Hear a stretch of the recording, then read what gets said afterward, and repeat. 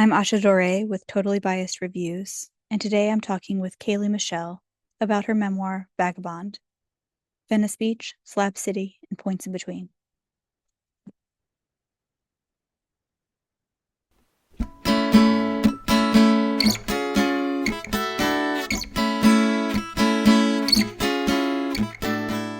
My name's Ceilidh Michelle. I've been living in New York for about exactly a year. I moved to the United States from Canada. Yeah, Vagabond is my second book. It's a book of nonfiction, and right now I'm represented by a really wonderful agent. Her name is Phoebe Reinhardt at CAA, and I'm very grateful for her.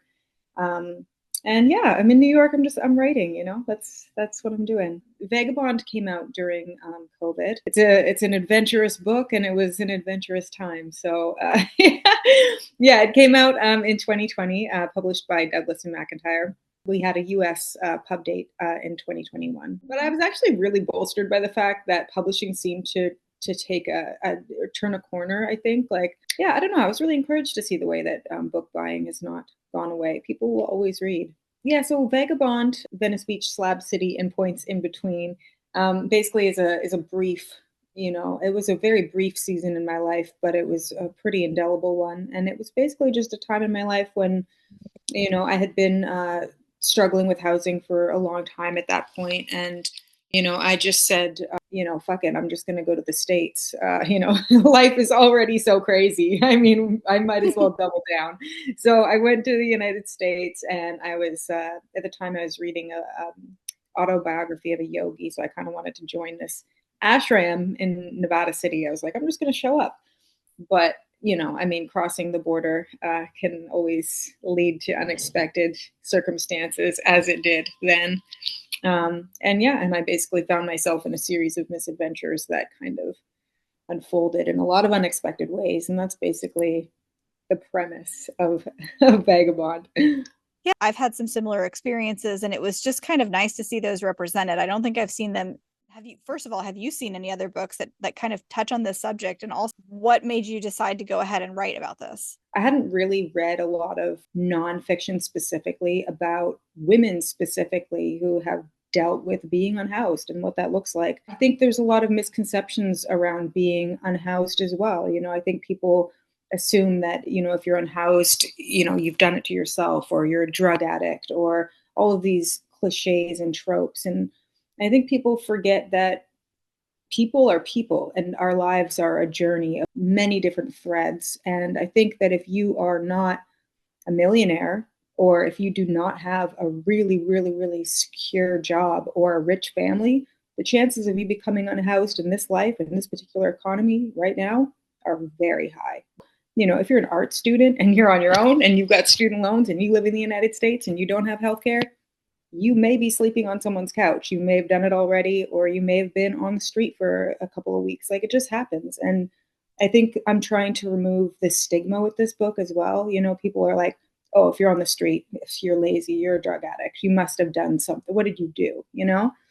And I was just a person, and I'm a writer. So, of course, God's going to throw the aggregation of shit at me. So, but, I hadn't read anything really about people who are struggling with that. I had read The Glass Castle. The Glass Castle, I think, was really the only book that I had read about somebody who was dealing directly with unhoused people in their lives. Parents, it wasn't really directly her. So I still hadn't found that that narrative of people who are just directly living on the street. And also there's a misconception that people who live on the street are uneducated. They don't have the ability to advocate for themselves or even tell their own stories. And I think that there is an issue of access. I teach a lesson about being unhoused or houselessness or homelessness to my students. I teach like a pre-college English class. We have this discussion every term about the terms homeless or houseless or unhoused, and everybody has a lot of different opinions. And a lot of the students have experienced some version of this,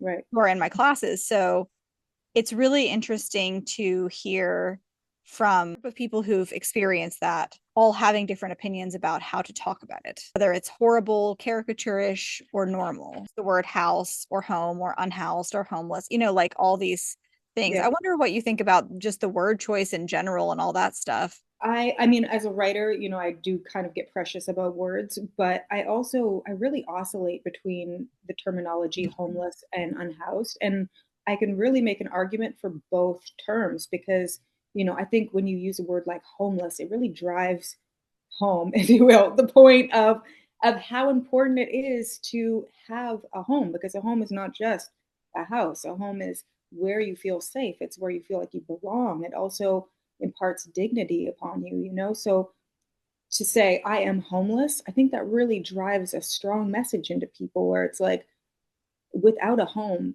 who am I? Like, I need a home. I think we all need a home. I think we all deserve a home. That's a Housing is a human right.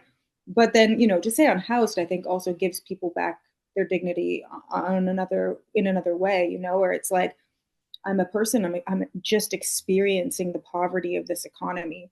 And Mhm. that's something that's being done to me. This is not a choice that I'm making. And just because a person does not have a place where they call home, or just because a person is like, yeah, I'm experiencing this thing right now, I'm unhoused, it's nothing to do with, who they are as a person. So I feel like this book does a really good job at talking about things that are kind of extreme in a way that is not cartoonish. I often, just for my own writing and when I'm reading, I'm always kind of looking for how people navigated that line. first book, Butterflies, Zebras, Moonbeams, was a fictional novel, loosely fictional. I think this thing that happened to me, just like what you're talking about, where it's like you kind of need it to be nonfiction. I think with Vagabond, it had to be nonfiction because it was so extreme, and it was so real, I had to say this happened to me, and not it didn't just happen to me. There's a lot of people in this book who are real to me and to themselves, to the world. These are real people living real lives. And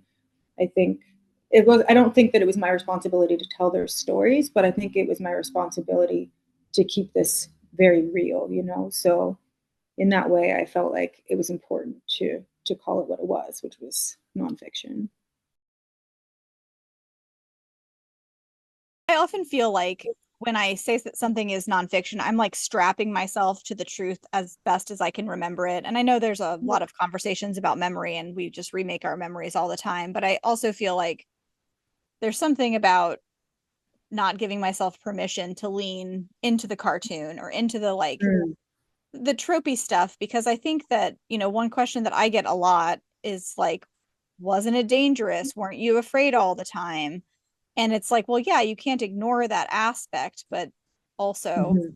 there's a lot more to it. And I wonder about that too, because you're writing about a lot of danger. There's a lot of returning to the shoreline in your Yeah. book, which I appreciate. It's like in response to comfort, danger, or a lack of home. Also, the danger aspect within your writing. I think I was very conscious about my identity when I was on the street, for real, for real. I think like being a woman on the street is very dangerous, but then there's also stuff that you have to reckon with. I didn't have many dealings with the police, and I know a lot of other people did, and I know exactly why that is. I definitely saw people around me getting hurt because they were women specifically. And then, there's not a lot of protection when you're poor. There was also like a lot of maliciousness experiences where people were being brutalized, or unhoused people were specifically being targeted because they were unhoused. And I think the weird thing about being in the United States is just how we are in a country of billionaires and paupers. Like, we are in a place where there's a small collection of people who could feed everyone, and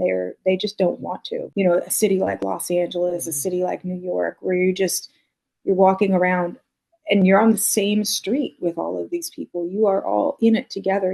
Venice Beach has some of the most expensive real estate in the entire country. So it's just like, when you're on those streets, you're on the street with, I don't know, like we saw Hillary Swank walking with her baby, and I'm like, you know what I mean? It's just like we're out here on the same turf, and we're all in it together, and yet we're so separated by our socioeconomic circumstances. So it's very dangerous. It's very prescient. You feel that every day, and I think like when people talk about like the cycle of poverty, it's such like a bland terminology unless you're really on that hamster wheel, and it's like, you cannot get off it unless somebody just like gives you $10,000.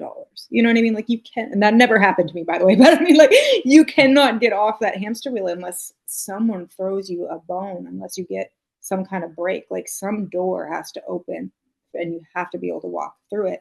Otherwise, you're just on that wheel for your whole life, you know? I think that's just so embedded in LA life where it's just like this like Mm. extreme grittiness right next to like the common celebrity. And then this whole to be that way or try to bridge that gap somehow, even though it feels really impossible. Coming toward that from the angle that you came in this book is so much nicer, I think, than the celebrity angle, which is almost always what we get.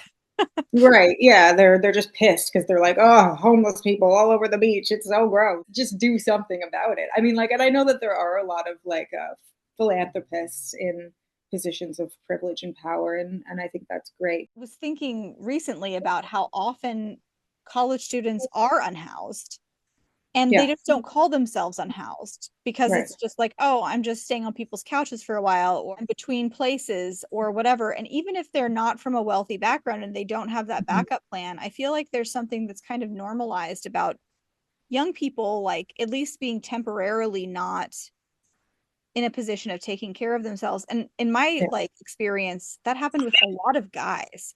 Like a lot of Oh. male people would like Hmm. be just crashing at their girlfriend's house forever, Yeah. Yeah. and Yeah. stuff like that. So, but then it seems like as we get older, it's like, oh Mhm. no, you're just homeless.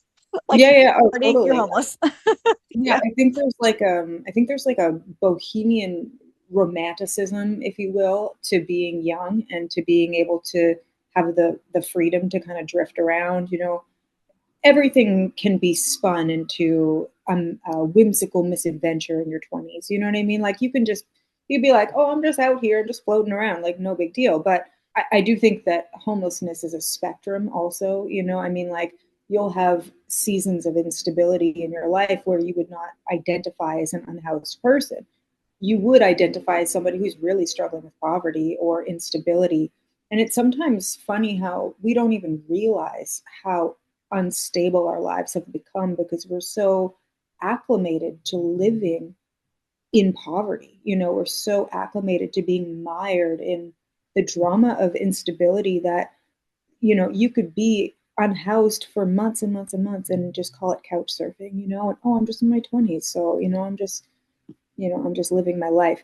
But I think that it does catch up with you. Absolutely. You know, I'm very, very blessed and I'm very grateful that I'm no longer living that particular way because I think, you know, people who are unhoused like that for years and years and years, their quality of life by the time they hit 40. I mean, you see, especially men, you know, I think that's really interesting that you bring that up because I think, you know, as you know, as cis women, I think in the world, we're able to navigate realms of privilege. I think, and you know, I'm not speaking for all women. I'm speaking for a very particular demographic. But I think, like, you know, some of us are able to kind of sneak our way through certain. And I don't want to use the word sneak because that kind of denotes like a poor character flaw. But I mean, like, I think that we're able to kind of shimmy through these situations in ways that a man it definitely can't do. You know what I mean? Like a fine example of that is like when you're hitchhiking, Hmm. girls get picked up, dudes really rarely do. Hmm. And I mean, that is partially their fault because honestly, dudes out there are violent as fuck. And, you know, when you're a girl on the street, you have to think about those guys out there who are, you know, the unhoused ones are not safe and the housed ones are not safe. When I would hitchhike with one of my guy friends, he would wear his cute shirt, like a pale green with like little stripes, like a golf shirt that he had Oh, gotten yeah. at Goodwill. He believed that that would make him look less threatening. He'd managed to get rides, but he loved it when somebody who, was like feminine presenting would come with him. Mhm. We hear about the girls who get murdered. You hear hitchhiking and you think about dead girls, I think, Yeah, very often. absolutely. Yeah, yeah. And but then also you can hitchhike, you can get from point A to point B easier if you're a woman. What an interesting thing. Yeah, it's a real double-edged sword for sure. I really did love being in Slab City. I really felt like that kind of gave context to what I had been trying to do. All of a sudden, you know, all of a sudden I could live that kind of like, you know, that hippie ashram life for a minute. I was like, oh, cool. This is great. I mean, it was really interesting to be in a community that doesn't have cops and doesn't deal with money. It was fascinating. I think we are living in such interesting times. We need to take that dialogue and keep it open for ourselves as an option, like the fact that people could barter, the fact that people policed themselves or took care of themselves, the fact that they were a self-sustaining community, I mean, that was so crazy, and it is still so crazy. It's not, necessarily a safe community. Again, are we safe because we have cops in our communities? No, we're not. It was just an interesting lifestyle. It was very beautiful. You're out there and you could see the stars, and living in a city, you don't really have that opportunity very often. So it was gorgeous, and it was elemental, and it was peaceful in moments. It resonates so much with my experience just because I was like a Southern punk kid. So it's so hard to talk about without a million caveats, but there's something really beautiful Mm-hmm. about just being in community. And when you do have Mm-hmm. like a period of time in which everyone in the community is respecting each other's autonomy and working Mm-hmm. toward consensus, and you're separate Yeah. from like the existential capitalism at large. It's just so lovely. What was the publishing process like? Did you already have the agent for your first book when you like was it the same agent? No, actually, I was 28 years old. I was putting myself through a creative writing degree, and I was very fortunate because, some of my professors recognized that this was something that I really wanted to do and submitted my first book to a small press. I remember one of my professors when I got into university was like, "It's going to take you 10 years to finish your first book and get it published. So don't get any big ideas." And I was like, I'm gonna. That to me is a personal challenge. I think that defiant spirit is probably something that's served me well over the years. But yeah, so I published my first book, my first novel with a small press, Palimpsest Press, and I was really lucky. I had like a really good team around me of really incredible women, and then along the way, I got an agent, my first agent. And the publishing process for Vagabond, I mean, it was kind of annoying because I wanted to call the book The One after the California Highway. There's some spiritual components to that book. People like a marketing team weighing in and being like, Indigo Buyer, which is like the Canadian equivalent of Barnes and Noble. They're like, our Indigo Buyer says that there's a Netflix special coming out, also called The One. So you have to do this and that. And it's like, these are things that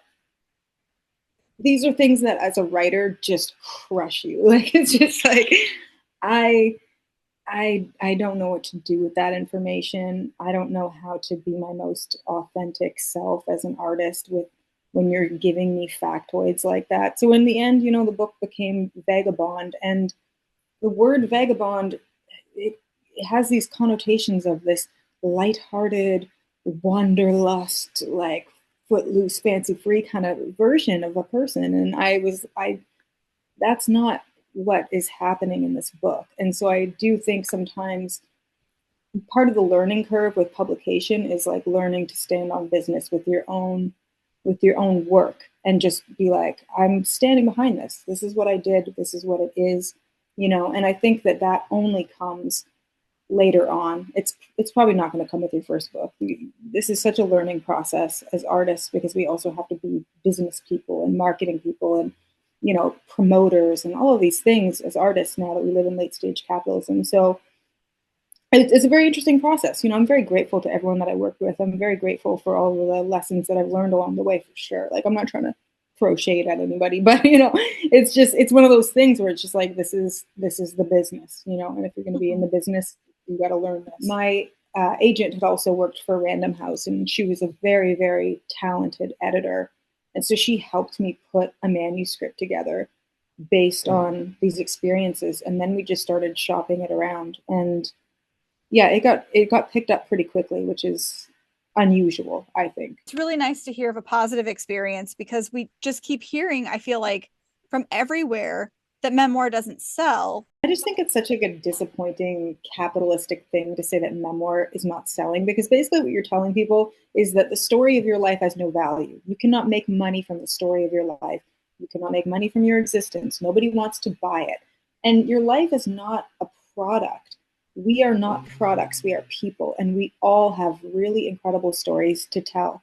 And so I think that if somebody tells you that your memoir is not worthy of being quantified, self-publish it and people will read it. You're an interesting person, you have something to say. Like, fuck late stage capitalism and fuck the publishing industry that has turned us all into products. Like, really though, I mean, like, I'm very grateful for some aspects of the publishing industry for sure, but like, we have to recalibrate what we're doing with our lives and with the way we tell our stories, and hopefully that starts to change real soon.